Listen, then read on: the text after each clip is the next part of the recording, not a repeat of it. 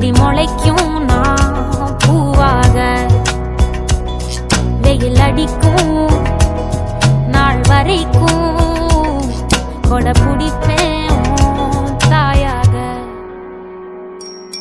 நீ நீ சொல்லும் கதை நான் நான் கேட்கும் வர நாமாவும் மாய பறவைகளே. தென்கிழக்கு தேன் சிட்டு செம்பருத்தி பூ முட்டு செல்லம் கொஞ்சதே தாலாட்ட.